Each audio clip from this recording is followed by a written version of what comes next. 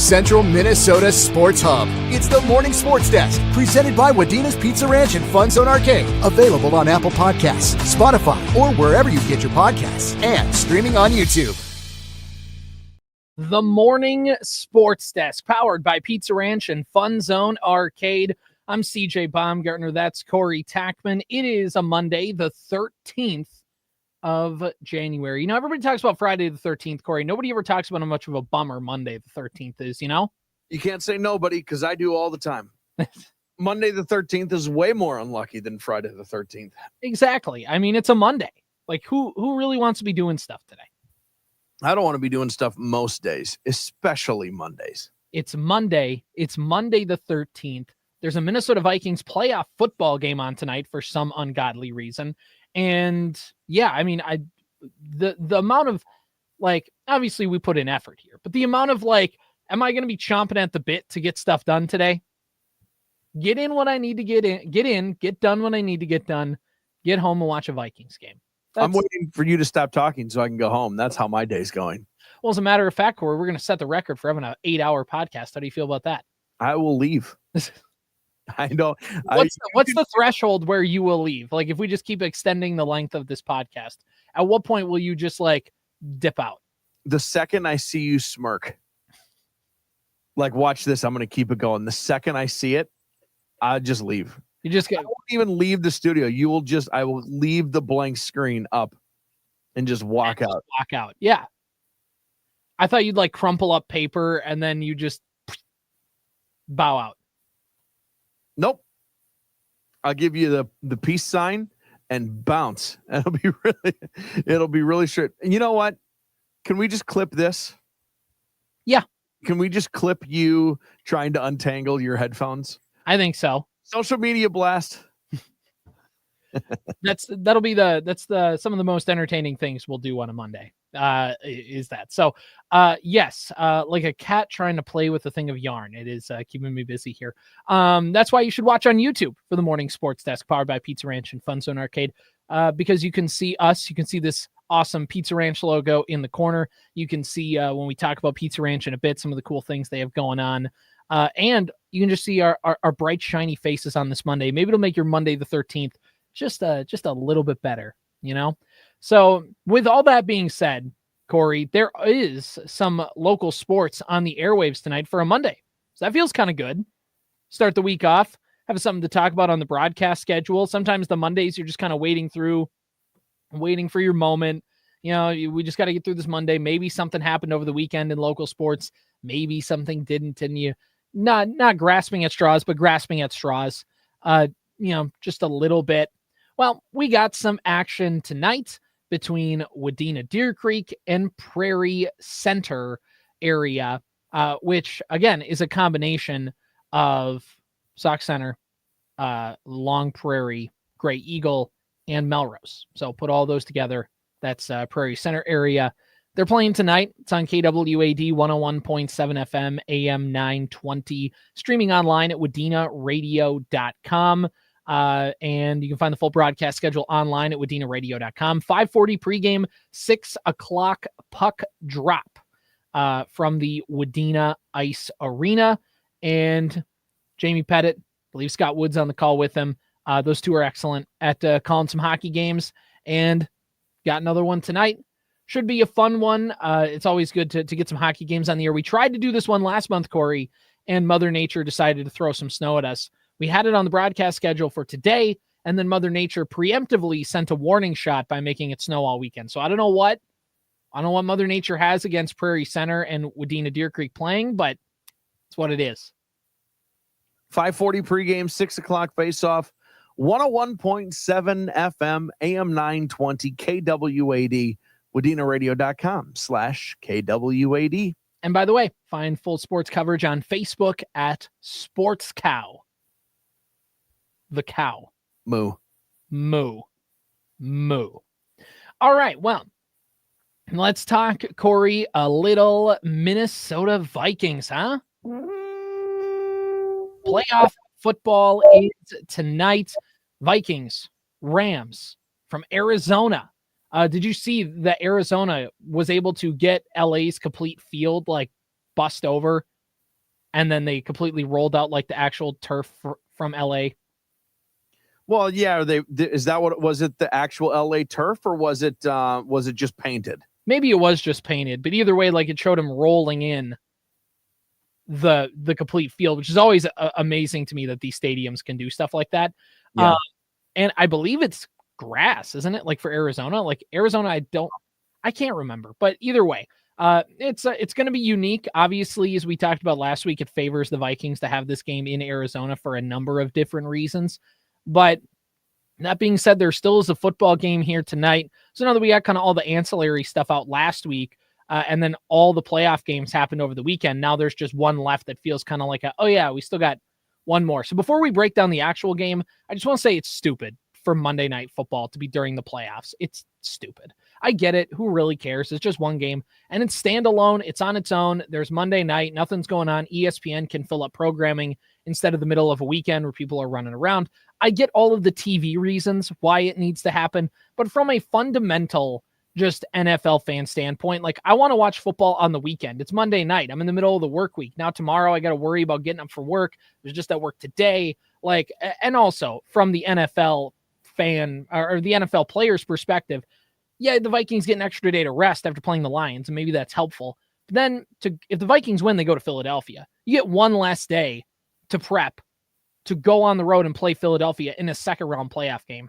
And I get the Rams won the first ever Monday night playoff game, and then they went on to win the Super Bowl, so nobody really blinks at it. I just think it's dumb. I think you put 3 games on Saturday, 3 on Sunday. I don't get why we got to put the Monday night game. I don't know how you feel about it. I just needed to trauma dump there for a minute. I'm glad you got it off your chest. Corey, what do you, obviously we think the Vikings are going to win this game, but what do you like about the Vikings' chances to win? What gives them the edge here? That they're a better football team. I don't know. I mean, I know that sounds simple, but like all season long, they've been a better football team. And I really do believe that the stink of the Detroit Lions game lingers over this for a lot of Vikings fans and NFL fans in general. And it has hidden the fact that the Vikings have been a better football team than the Rams pretty much all season long. Now, I know it's confusing because you look at it and the Rams beat the Vikings during the regular season, but I believe with my whole heart that the sneaky gamesmanship from the Rams saying that Kupp and Nakua were going to play basically the day of. Also, it was a Thursday night football game after the Vikings had played the Lions the first time during the season. It was just on the road at LA. There's just a lot of things. It's a schedule loss. And I don't know. I don't want to oversimplify it. I just think that the Vikings are better than Los Angeles. And if you remember, against the Rams, Matt Stafford had to make an unbelievable play, like escaping a Grenard sack, going to the left of the pocket and finding a guy wide open downfield. Something Stafford's capable of, but in his old age, less capable of. And also, like, there was a Sam Darnold touchdown pass to Jalen Naylor that got wiped off the board because Naylor just dropped it, like, right before halftime in that game. Like, the Vikings had chances to compete in the game. There was a Sam Darnold face mask during the safety. There was, like, a whole bunch of different things in that game. Not that the Vikings maybe necessarily win that game 10 times out of 10, but I think the Vikings were more, it's not like the Rams just trounced them. The Vikings had their chances. They didn't quite play quite well. It was on a short week. There's a whole bunch of stuff. So what I think like you, I think the Vikings are a better team than the Rams, despite the fact that the Rams won in the regular season. I will say, just to hedge a little bit, this is a better Rams team than I think people are giving them credit for. They went 10-7. They weren't super impressive all the time.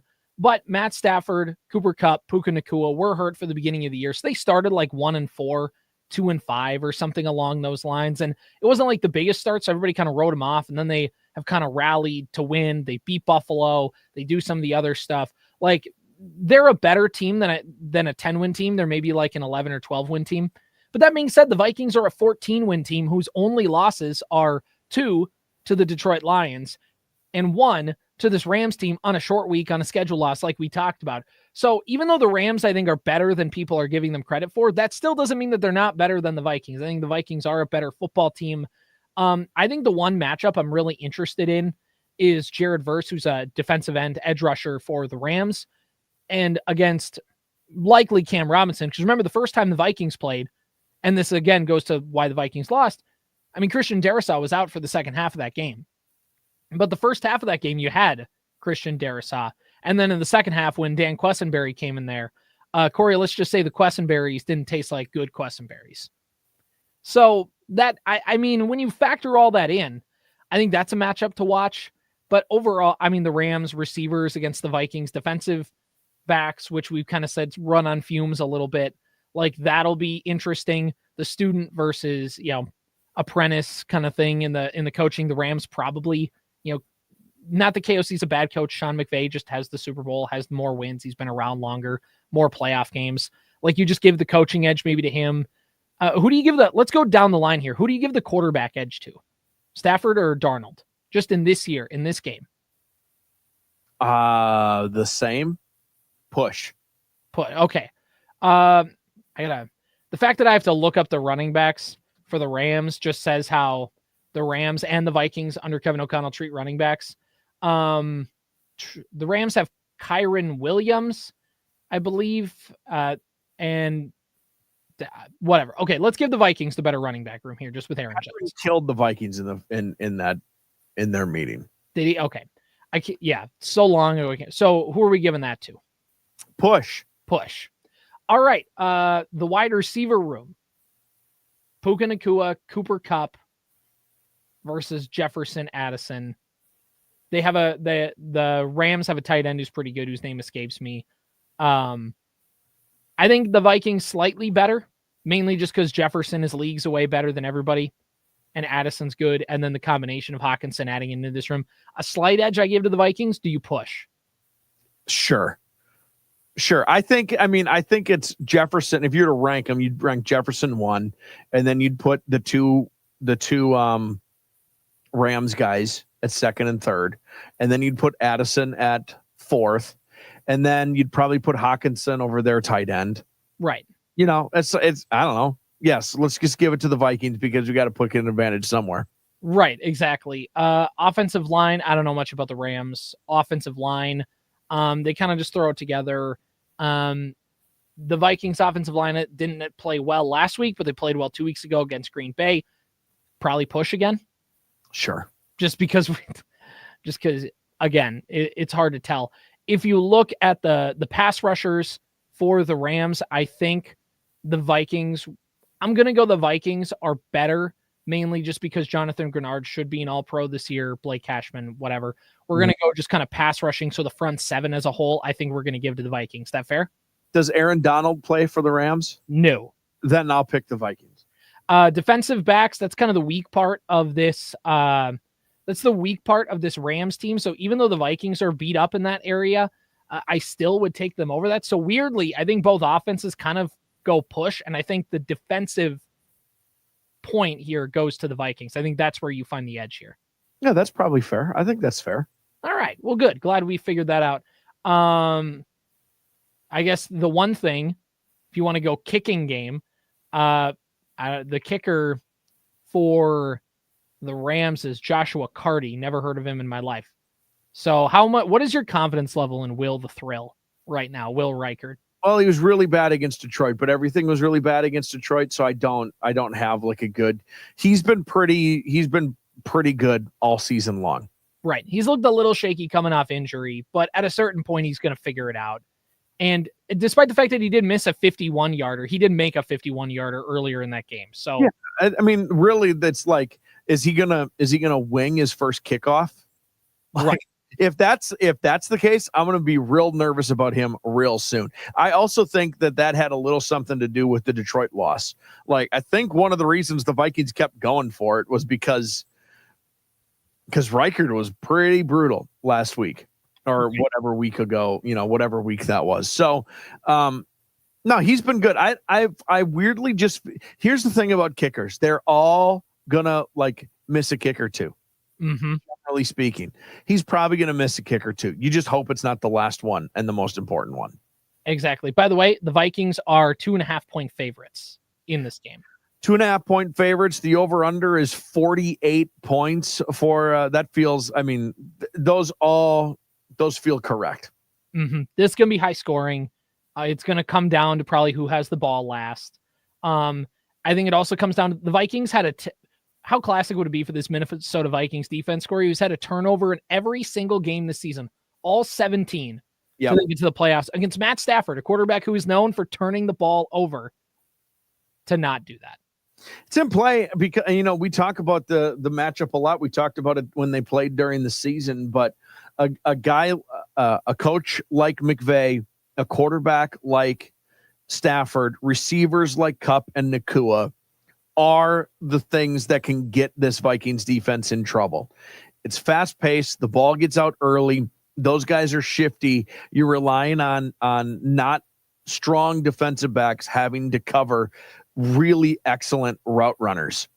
So, if the ball continues to fly out early, the longer he's going to hold on to the ball, maybe there's more mistakes to be had. I don't know. It's just going to be cliche. It's just going to be really important to fill his face full of pressure. Right. And the fact is you can get Stafford to make mistakes when you pressure him. The Vikings have seen that from when he was in Detroit to when he's in LA. You can get him to throw. The one interception he threw to Byron Murphy on the Thursday night game was really bad.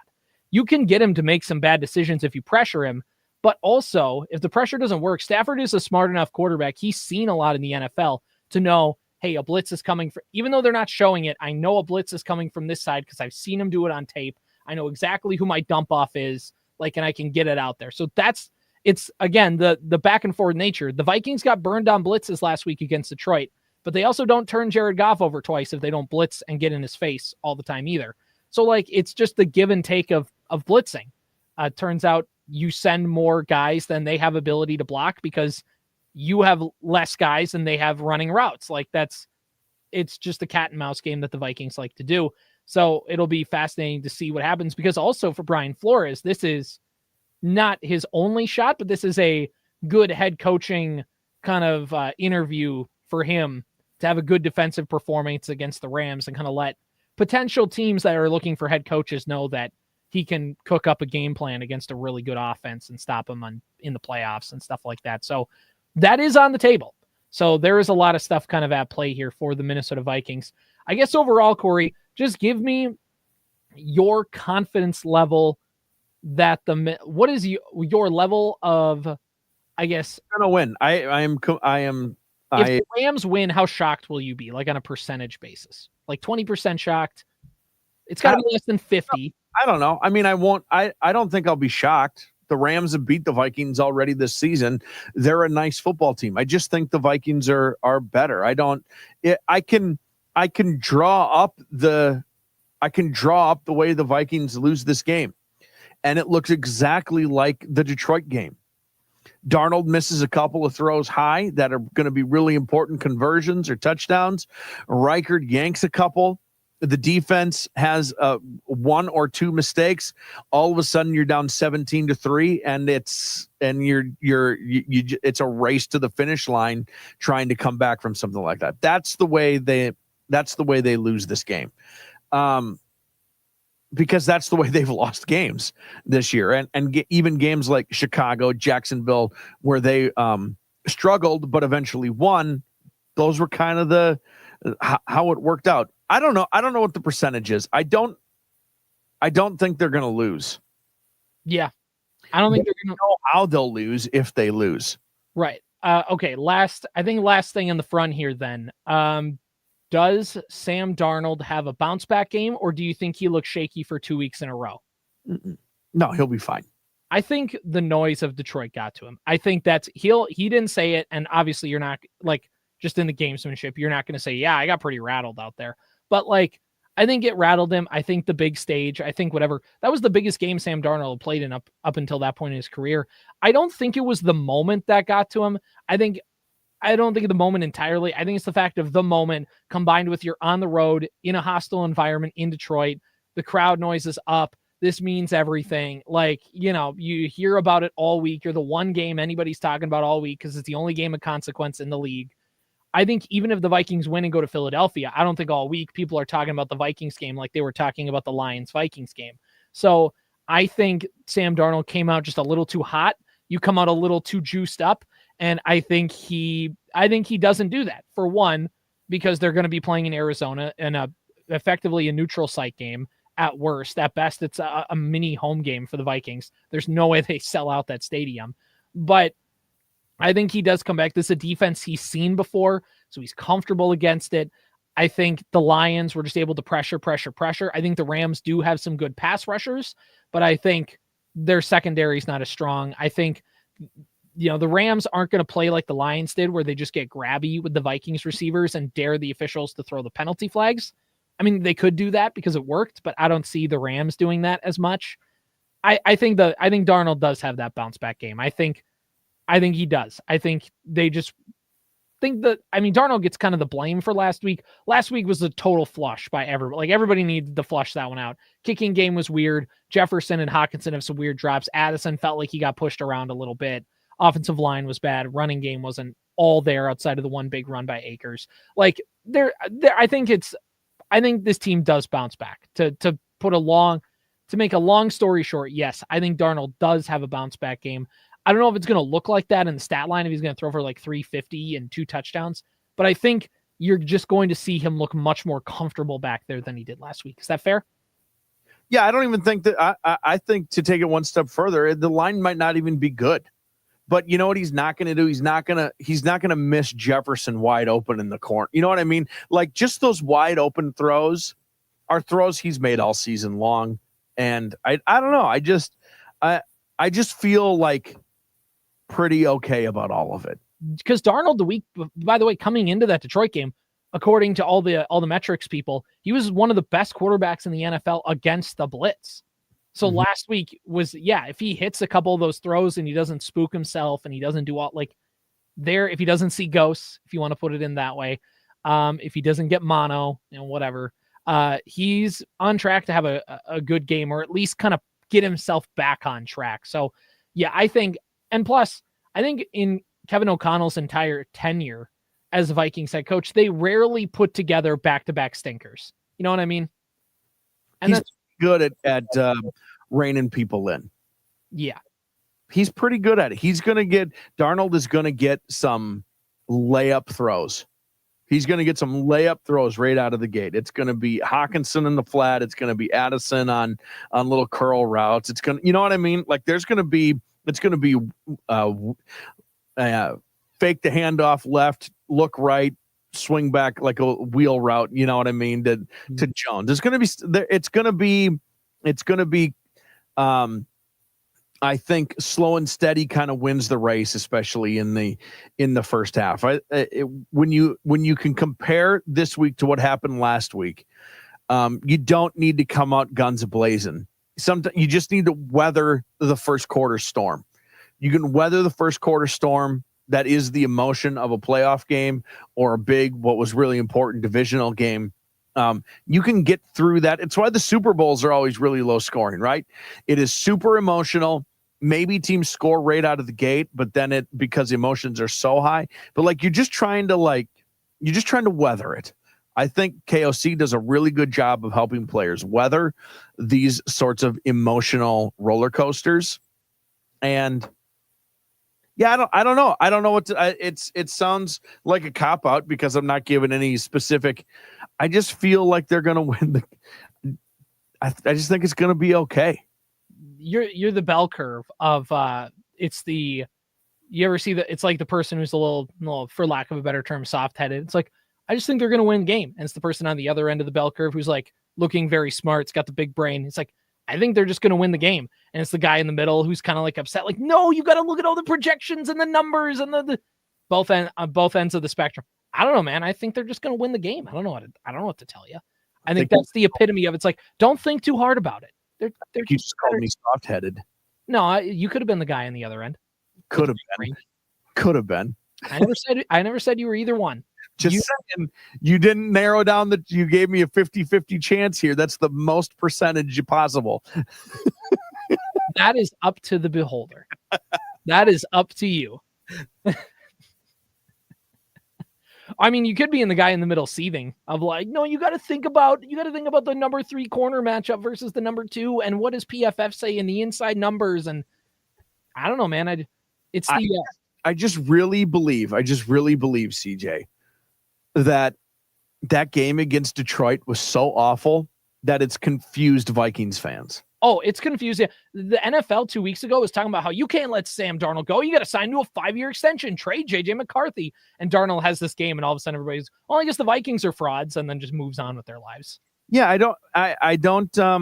After losing to what people are saying is the best team in the NFL, the only team outside of the Rams the Vikings have lost to all year. And then all of a sudden, nope, the Vikings are frauds. Let's go believe in Green Bay. How'd they do yesterday? They've been really good all season long, and they played a bad game. It came at an awful time. You don't like to see it happen at the worst times, but it did. It doesn't negate the previous, in my opinion, 17 weeks of the season where they were mostly good to really good. Mm-hmm. Let me put it to you this way, too. There's also that same graph where it talks about on both ends of the spectrum, it is good players win games. Good players on like the team that wins typically is the team with the better players. And then the middle, it's luck and coaching and advantages and system. No, the team with the better set of players usually wins the games.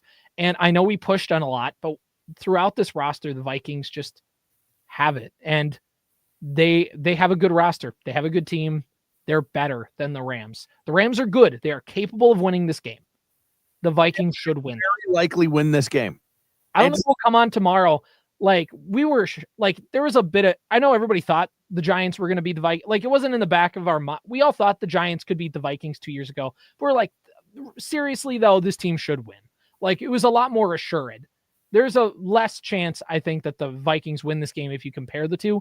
But this Vikings team is much better than that team from 2 years ago. The Rams are just a better team than the Giants were 2 years ago. Whatever. It doesn't matter. Vikings are a good team.